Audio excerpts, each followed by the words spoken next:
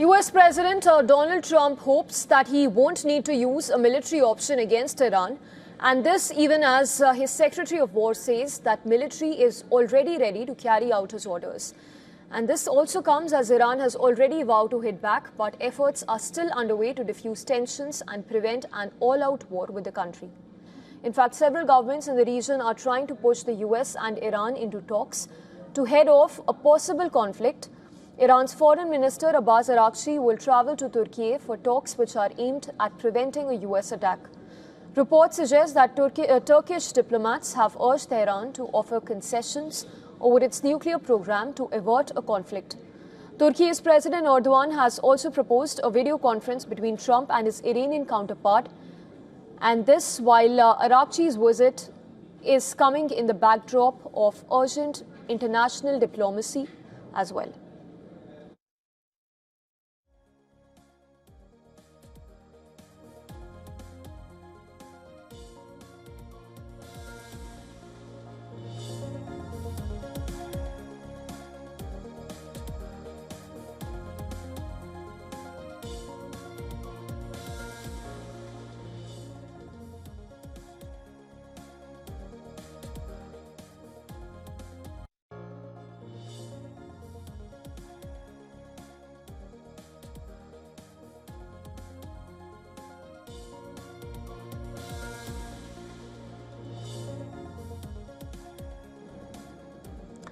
Cuba's Foreign Minister Bruno Rodriguez condemned Trump's order, calling it a brutal act of aggression against his country, accusing US of resorting to blackmail to force other nations to join its blockade policy against Cuba, and also lamented that his countrymen will be subjected to extreme living conditions.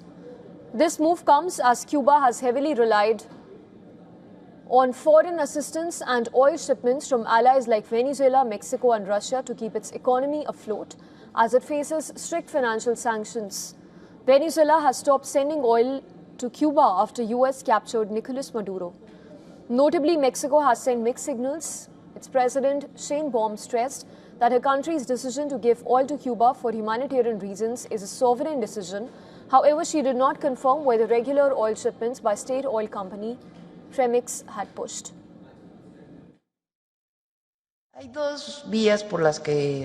There are two channels through which oil is delivered to Cuba. One is through contracts that Petróleos Mexicanos enters into with some institution of the Cuban government.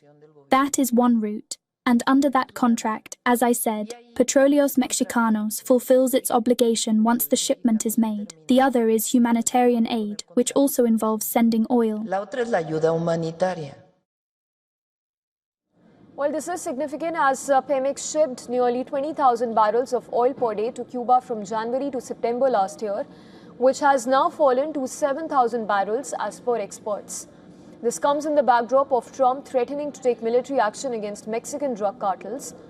At present, both countries are also engaged in negotiations regarding their trilateral trade pact, which involves Canada too.